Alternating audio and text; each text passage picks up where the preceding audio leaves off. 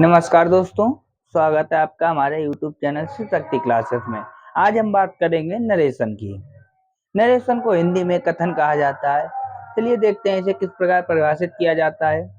जैसा कि आपको लिखा हुआ दिख रहा होगा कि किसी भी एक व्यक्ति के द्वारा किसी दूसरे व्यक्ति से किसी तीसरे व्यक्ति की या किसी दूसरे व्यक्ति की या खुद की विशेषता को बताया जाए, उसे हम नरेशन कहते हैं। ग्रामर की भाषा में इसे दो भागों में बांटा गया है। नंबर एक पर आता है आपका डायरेक्ट नरेशन और नंबर 2 पर आता है इनडायरेक्ट नरेशन। अब दोनों में पहचान क्या होती है, कैसे पहचानेंगे डायरेक्ट नरेशन क्या होता है और इनडायरेक्ट नरेशन क्या होता है। डायरेक्ट नरेशन जो आपका होता है, जिसे हिंदी में प्रत्यक्ष कथन कहा जाता है, इसमें क्या होता है कि व्यक्ति के द्वारा बात को कहा जाता है और इनडायरेक्ट नरेशन में वही बात को उसी व्यक्ति के द्वारा बताया जाता है। चलिए देखते हैं। डायरेक्ट नरेशन को ग्रामर की भाषा में जो है 3 भागों में बांटा गया है। नंबर 1 पर आपका आता है रिपोर्टर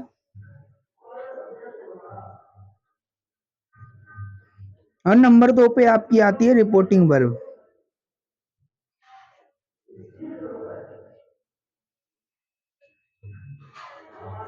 और नंबर 3 पर आता है रिपोर्टेड स्पीच।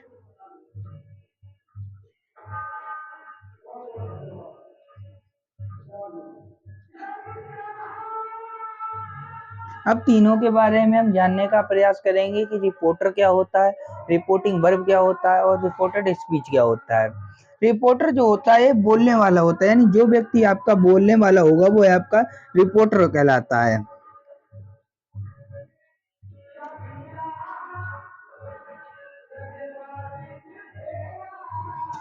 इसी तरीके से जो आपकी रिपोर्टिंग वर्ब होती है, रिपोर्टर के साथ जो क्रिया इसे परिभाषित करने के लिए, यानी रिपोर्टर के साथ जो आपकी क्रिया प्रयोग होगी उसे हम रिपोर्टिंग वर्ब कहेंगे। चलिए इसकी भी डेफिनेशन इसी तरीके से लिख सकते हैं।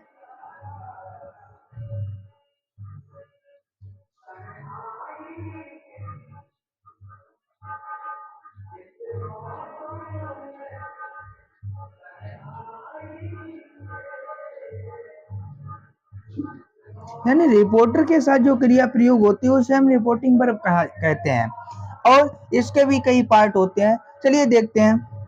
रिपोर्टेड स्पीच की बात हम बाद में करते हैं, सबसे पहले रिपोर्टिंग वर्ब को ही समझ लेते हैं।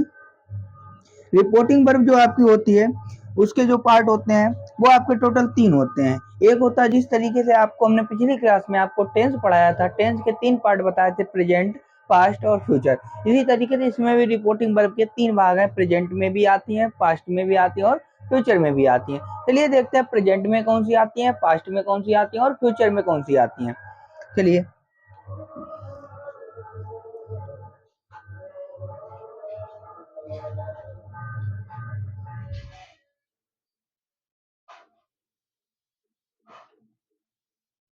ये जो आपकी 4 वर्ब आती हैं, ये सेज, से टू और सेज टू, ये आपकी जो आती हैं वो आपकी प्रेजेंट में आती हैं।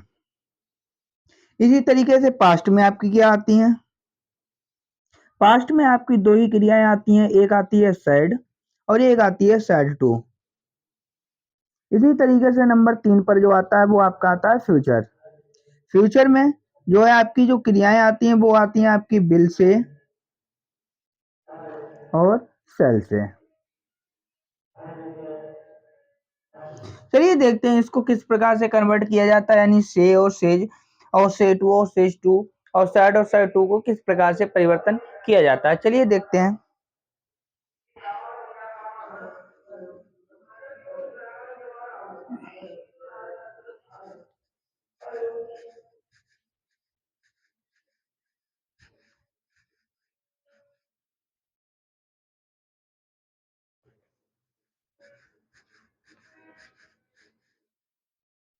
यानी अगर आपकी रिपोर्टिंग पर प्रेजेंट टेंस में अगर आपकी से दे दी जाए तो से का से ही रहता है, सेम, बिल्कुल कोई भी चेंजमेंट नहीं रहता है। अगर आपका सेज दे दिया जाता है तो सेज का भी सेज ही रहता है।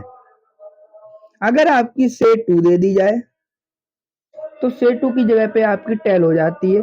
इसी तरीके से आपकी सेज टू अगर दे दी जाए तो सेज टू की जगह पे आपकी टेल्स हो जाती है। इसी तरीके से सैड दे दिया जाए तो सैड का सैड ही रहता है और साइड 2 दे दिया जाए तो आपका टोल्ड हो जाता है। यानी जैसा कि हमने आपको पूर्व में बताया है कि प्रेजेंट में जो है आपकी 4 क्रियाएं यूज होती हैं, यानी से, सेज, सेज टू, से टू और सेज टू, और ये जो 2 होती हैं वो आपकी पास्ट में उपयोग में आती हैं। चलिए देखते हैं इसके बेसिक रूल क्या होते हैं।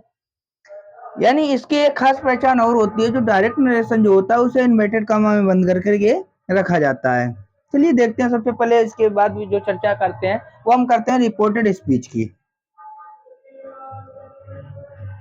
यानी रिपोर्टेड स्पीच क्या होती है।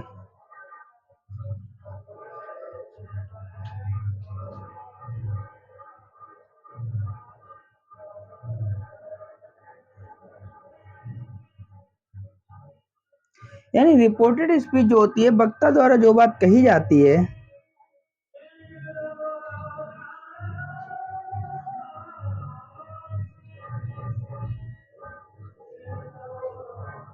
यानी वक्ता द्वारा जो बात कही जाए उसे हम रिपोर्टेड स्पीच कहते हैं।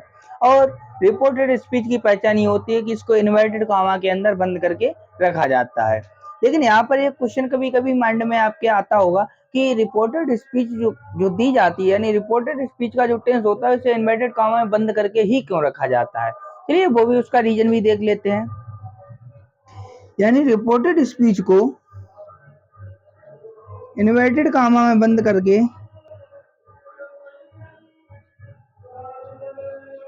इसलिए रखा जाता है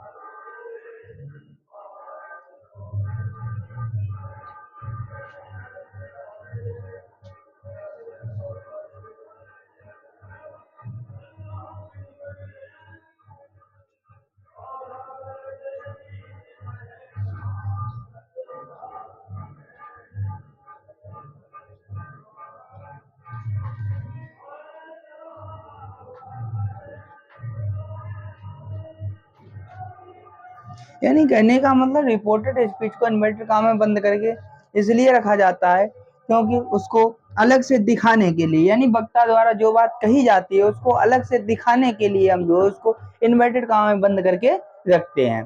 चलिए इसके अब बात करते हैं हम बेसिक रूल की, यानी इसके जो साधारण से नियम क्या होते हैं। चलिए सबसे पहला रूल जो आपका आता है कि यदि आपकी रिपोर्टिंग वर्ब प्रेजेंट टेंस में होगी तो रिपोर्टेड स्पीच में किस प्रकार चेंजमेंट किया जाएगा।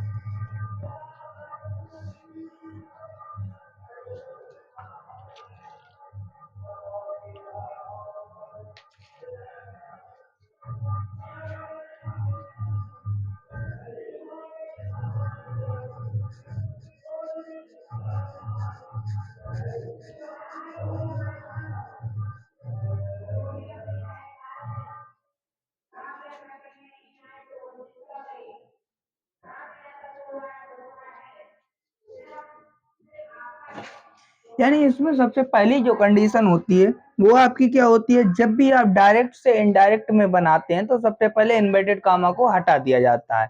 जब आप सिंपल सेंटेंसों को डायरेक्ट से इनडायरेक्ट में बदलेंगे तो इन्वर्टेड कॉमा को हटा करके एक कंजंक्शन डेट का प्रयोग करेंगे। यानी इन्वर्टेड कॉमा हटाकर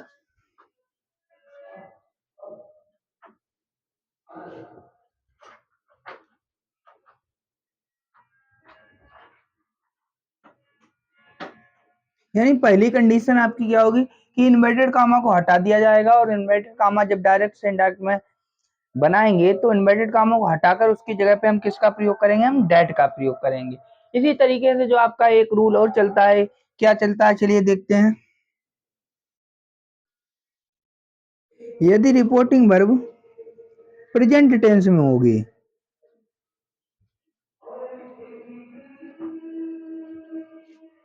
तो रिपोर्टेड स्पीच के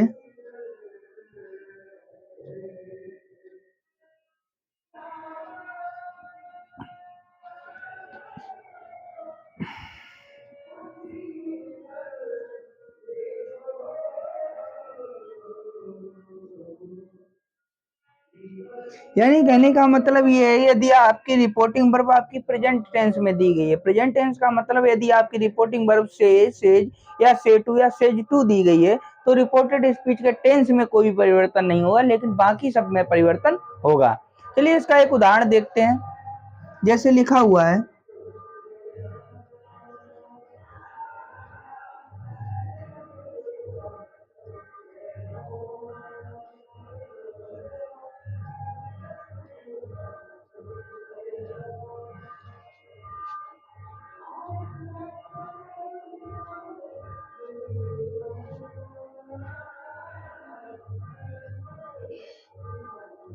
जैसे एक एग्जांपल के तौर पे ये लिखा हुआ, he says to Ram, comma inverted comma start, Shyam is a good boy. अब हमने आपको बताया यदि आपकी रिपोर्टिंग वर्ब प्रेजेंट टेंस में, अब यहाँ पे देखने कि आपकी रिपोर्टिंग वर्ब जो दी गई है वो आपकी प्रेजेंट टेंस में दी गई है, तो इसका मतलब ये है कि से टू की जगह पे आपका क्या हो जाएगा, टेल हो जाएगा, और राम का नाम ही नीचे नोट डाउन हो जाएगा, और इन्वर्टेड कॉमा हटाएंगे तब हम किसका प्रयोग करेंगे, हम दैट का प्रयोग करेंगे। उसके बाद श्याम का श्याम ही रहेगा, और यहाँ पर जो रूल हमने आपको बताया, यदि रिपोर्टिंग वर्ब प्रेजेंट टेंस में, तो यहाँ पर जिस टेंस का वाक्य होगा उसी टेंस में वो वाक्य बना रहेगा।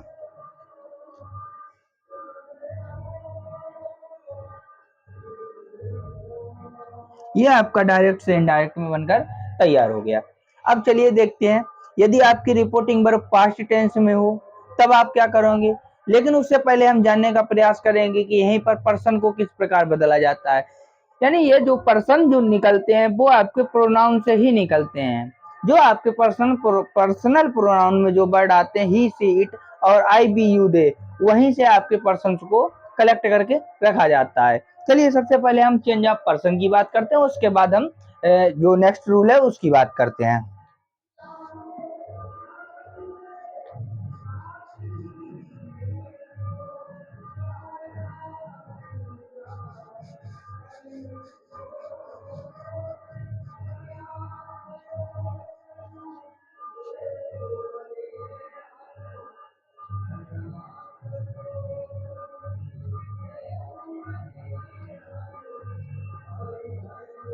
यानी ग्रामर की भाषा में जो डायरेक्ट और इनडायरेक्ट में आपके पर्सन्स को टोटल 3 भागों में बांटा गया, एक फर्स्ट पर्सन, एक सेकंड पर्सन और एक आपका थर्ड पर्सन। यानी चलिए देखते हैं फर्स्ट पर्सन में कौन से आते हैं, सेकंड पर्सन में कौन से आते हैं और थर्ड पर्सन में कौन कौन से वर्ड आते हैं। यानी एक आपका फर्स्ट पर्सन हो गया, एक सेकंड पर्सन हो गया, एक आपका थर्ड पर्सन हो गया।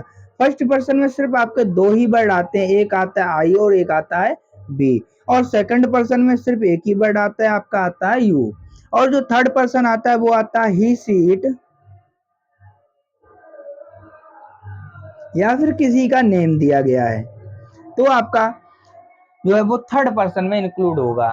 चलिए देखते हैं इनको किस प्रकार चेंज करते हैं, यानी फर्स्ट पर्सन को किसके अकॉर्डिंग चेंज करते हैं, सेकंड पर्सन को किसके अकॉर्डिंग चेंज करते हैं और थर्ड पर्सन को किसके अकॉर्डिंग चेंज करते हैं। यानी फर्स्ट पर्सन को चेंज किया जाता है वो सब्जेक्ट के अकॉर्डिंग चेंज किया जाता है, और जो सेकंड पर्सन है वो आपका ऑब्जेक्ट के अकॉर्डिंग चेंज किया जाता है, और जो थर्ड पर्सन है उसमें नो चेंज किया जाता है।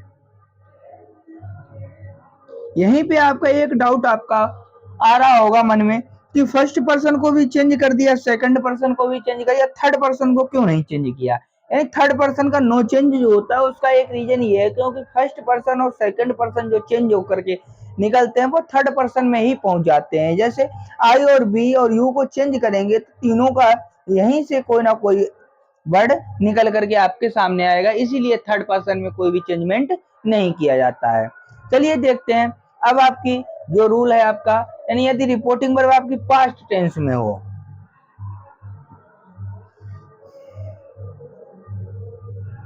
यानी रिपोर्टिंग वर्ब पास्ट टेंस में होने पर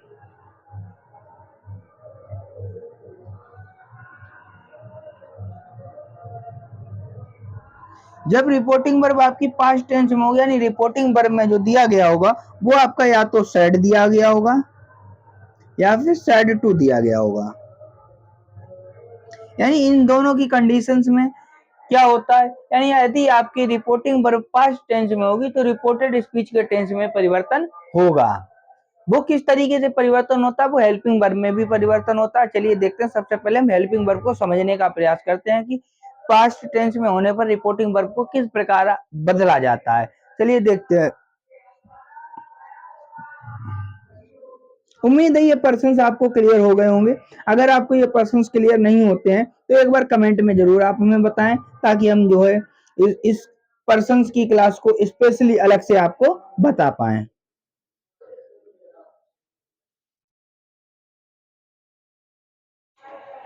इसमें जो रिपोर्टिंग वर्ब पास्ट टेंस में होने पर जो उसके टेंस में जो चेंजमेंट होता है वो किस तरीके से होता है, चलिए देखते हैं। अगर आपका रिपोर्टिंग वर्ब पास्ट टेंस में यानी सैड या सैड टू दिया गया है, तो सैड या सैड यानी अगर सैड दिया जाता है तो सैड का सैड ही रहता है, और सैड टू होता है तो उसकी जगह पर टोल्ड का प्रयोग कर दिया जाता है, और इमरेटर का हटाकर डेड का प्रयोग कर दिया जाता है। ये आपको पार्टिकुलर आपको नॉलेज में होगा। चलिए इसके हेल्पिंग वर्ब किस प्रकार से चेंज करते हैं, चलिए देखते हैं। अगर आपका डायरेक्ट नरेशन में आपका एस या ईएस दे दिया जाता है, तो एस या ईएस को हम किस में कन्वर्ट कर देंगे, हम सेकंड फॉर्म में कन्वर्ट कर देंगे। अगर आपका सेकंड फॉर्म पहले से ही दी गई है तो उसमें जो है हेड लगाएंगे। अगर आपका हेड दिया गया है तो उसका हेड का सेम रहेगा, उसमें कोई भी चेंजमेंट नहीं होगा। अगर आपका इजेएमआर दिया गया है तो आपका इजेएमआर का कन्वर्ट हो जाता है बाजबर में। अगर आपका बाजबर पहले से ही दे दिया गया है तो बाजबर के साथ में आपका क्या लग जाएगा, हेडबीन। अगर आपका हेडबीन पहले से ही दे दिया जाता है, उसका नरेशन में जो है उसको हेडबीन लगाकर ही उसको सेंटेंस को बनाते हैं। चलिए देखते हैं आगे। अगर आपका हैज और हैव और अगर आपका हैज और हैव दे दिया जाता है तो उसे हम हेड में कन्वर्ट कर देते हैं। अगर आपका हेड पहले से ही दे दिया जाता है तो हेड का सेम रहता है, यानी हेड का हेड ही रहता है। चलिए देखते हैं, अगर आपका हैज बीन और हैव बीन दे दिया गया है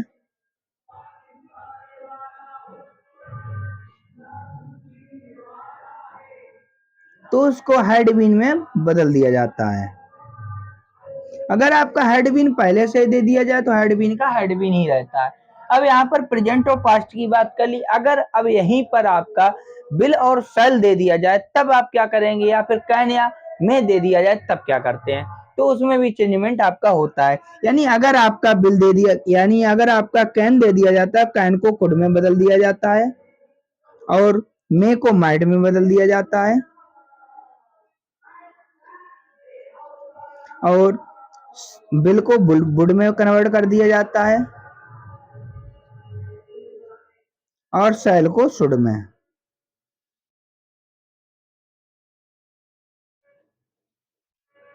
यानी कहने का मतलब एक बार फिर समझने का प्रयास करें। अगर आपकी हेल्पिंग वर्ब एस या ईएस दी जाती है उसे सेकंड फॉर्म में कन्वर्ट कर दिया जाता है। अगर आपकी सेकंड फॉर्म दी गई है तो सेकंड फॉर्म को किस में कन्वर्ट कर दिया जाएगा, आपका हेड में। इसी तरीके से अगर आपका इजेएमआर दिया गया है तो इजेएमआर का बाजबर कर देंगे, अगर बाजबर दिया गया तो उसको किस में कन्वर्ट कर देंगे, हम हेड बीन में। इसी तरीके से आपका अगर हैज और हैव दिया जाता है तो उसको हेड में परिवर्तन कर देते हैं, और अगर हेड पहले से ही दे दिया जाए तो हेड का हेड ही सेम नीचे नोट डाउन हो जाता है। इसी तरीके से हैज बीन और हैव बीन दे दिया जाता है, उसे कन्वर्ट करते हैं हम हेड बीन में। अगर आपकी हेड बीन दे दी जाती है तो उसमें हेड बीन का हेड बीन ही रहता है। यहीं पर बात करते हैं इन चार हेल्पिंग वर्ब की, जहां से आपके कॉम्पिटिटिव लेवल में और इंटर लेवल के एग्जाम में ज्यादातर पूछा जाता है। यानी अगर आपका कैन दिया गया तो कैन का कुड हो जाता है, और मे का हो जाता है माइट। इसी तरीके से बिल और सेल दिया जाए तो बिल का बुड हो जाता है और सेल का शुड हो जाता है। चलिए देखते हैं, इसके अभी एक एग्जांपल समझने का प्रयास करेंगे, साथ में पर्सन्स को भी समझने का प्रयास करेंगे दूसरी लैंग्वेज में। यानी अभी तक आपको ग्रामर की भाषा में बताया जाता है कि फर्स्ट पर्सन को किसके अकॉर्डिंग चेंज करना है, सेकंड पर्सन को, थर्ड पर्सन को। चलिए एक नए तरीके से, सरल तरीके से आपको समझाने का प्रयास करेंगे। जैसे उदाहरण के तौर पे आपका लिखा हुआ है,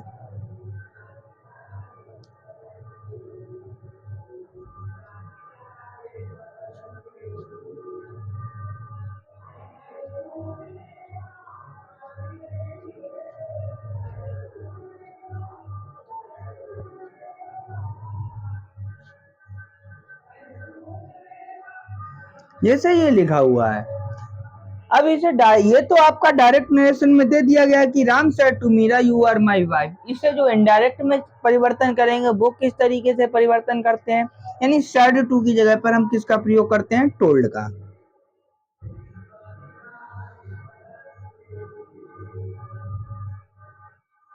और इन्वर्टेड कामा हटाते हैं तो डेट का प्रयोग करते हैं। अब यहाँ पर एक नए तरीके से देखेंगे, यू आपका अगर सेकंड पर्सन है, अगर यहाँ पर सब्जेक्ट आपका सेकंड पर्सन है तो सेकंड के अकॉर्डिंग चेंज होगा।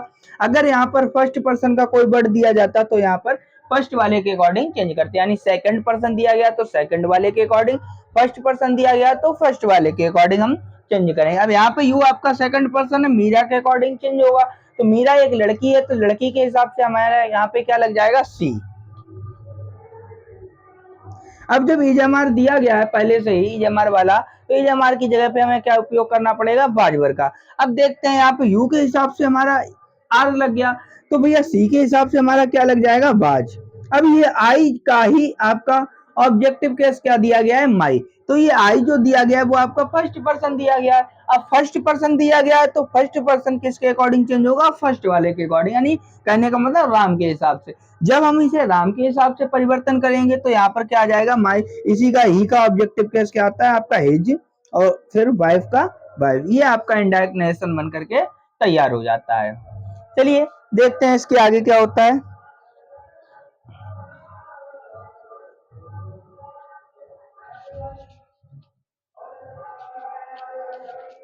यहाँ पर एक जो रूल आपका बहुत ही ज्यादा इंपॉर्टेंट है, वो आपका रूल क्या है, चलिए देखते हैं, क्योंकि यही रूल आपका आज की डेट में एग्जाम में, चाहे वो 10th का हो, चाहे 12th का हो, या फिर कॉम्पिटेटिव लेवल का एग्जाम हो, वहां पर इस रूल से एक ना एक डायरेक्ट से इनडायरेक्ट में बदलने के लिए क्वेश्चन जरूर पूछा जाता है। चलिए देखते हैं वो रूल आपका क्या है।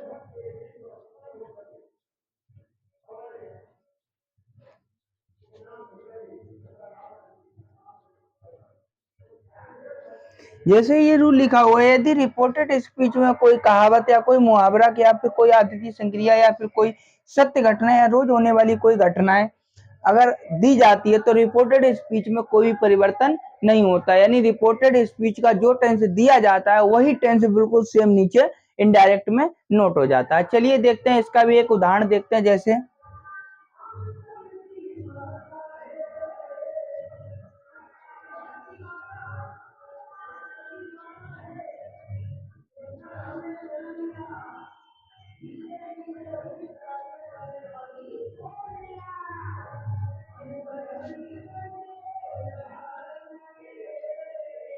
जैसे ये लिखा हुआ है, Ram said to me, common better comma start, the sun rises in the east. यानी इसका अर्थ ये हुआ कि राम ने जो है सीता से, राम ने मुझसे कहा कि जो सूरज है वो पूरब से निकलता है।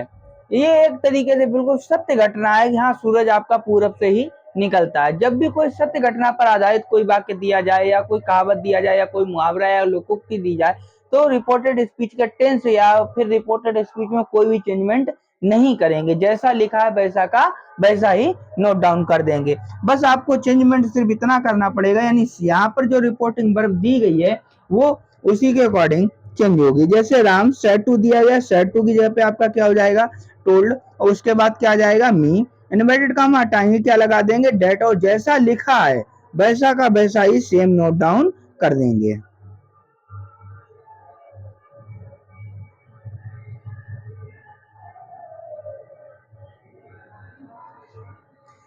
उम्मीद है कि आपको यहाँ तक समझ में आया। इसी के बाद जो आपका टॉपिक आता है इंटेरोगेटिव सेंटेंस, उसके बाद आता है इंपरेटिव सेंटेंस। आपकी ये प्लेलिस्ट तैयार की जाएगी क्योंकि ये ज़्यादा बड़ा टॉपिक है, एक क्लास में इसको पूरा कवर अप नहीं कर सकते हैं क्योंकि ज़्यादा लंबी क्लास आपकी खिंच जाएगी। तो आज हमने जो चर्चा की है वो आपकी की है कि सिंपल सेंटेंस यानी रिपोर्टिंग वर्ब प्रेजेंट में और पास्ट में तो किस तरीके से परिवर्तन करते हैं। अब अगली क्लास में हम बात करेंगे इंटेरोगेटिव सेंटेंसेस यानी नरेशन का ही इंटेरोगेटिव सेंटेंस में किस प्रकार परिवर्तन होता है। उसके बाद फिर जो तीसरी क्लास आपकी आएगी वो आएगी आपकी इंपरेटिव सेंटेंस यानी इंपरेटिव सेंटेंस में किस तरीके से परिवर्तन किया जाता है और इन प्रकार के सेंटेंसों को कैसे बनाया जाता है। अगर आपको जहां तक अभी तक नरेशन में बता दिया, यहाँ तक अगर आपको कोई डाउट होता है तो कृपया करके जरूर कमेंट में बताएं ताकि इस चैप्टर में जो कमी है, जो आपके डाउट रह गए हैं, उन डाउट की एक अलग से स्पेशल क्लास लगा दी जाए। इसी के साथ हम मिलते हैं आपसे नेक्स्ट क्लास में। अगर आपको हमारी इस क्लास में आनंद आया हो तो कृपया करके चैनल को सब्सक्राइब जरूर करें और शेयर जरूर करें। चलिए मिलते हैं आपसे अगली क्लास में। जय हिंद।